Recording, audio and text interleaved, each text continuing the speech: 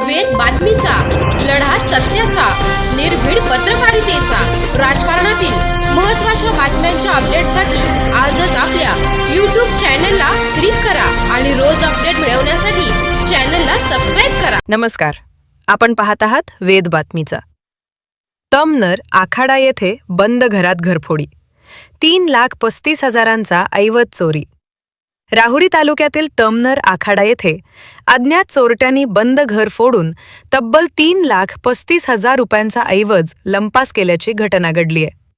घटनेनंतर पोलिसांनी श्वान पथक आणि फॉरेन्सिक पथकाच्या मदतीनं तपास सुरू केलाय. राहुरी तालुक्यातील तमनर आखाडा येथील अरुण साहेबराव भिसे यांच्या घरात शुक्रवारी रात्री ही घरफोडी झाली. भिसे कुटुंब गावातील बाळूमामांच्या मेंढ्यांच्या कार्यक्रमासाठी घराला कुलूप लावून गेले होते.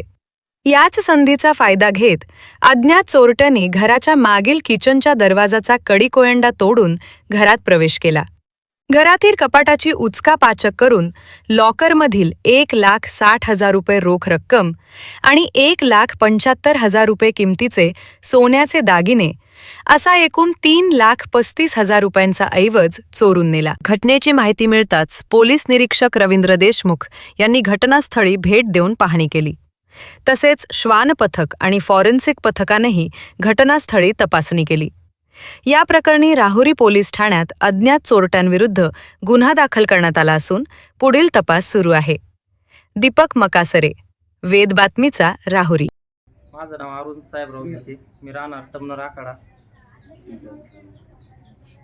तर मी सकाळी 9 वाजता दुकानावर गेलो असता. सोन्याला दुकान आहे माझं कपड्याचं. संध्याकाळी आमची तर बाळूमामाची पालखी आलेली आहे. त्या पालखीच्या संध्याकाळी 8 वाजता आरतीला घरची आरतीला गेले 8 वाजता.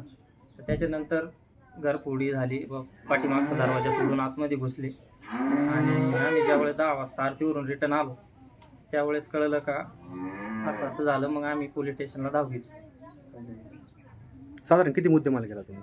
साधारण मुद्देमाल म्हणण्यापेक्षा आपलं 1.5 तोळं सोनं गेलं आणि 1.5 लाख रुपये कॅश गेली.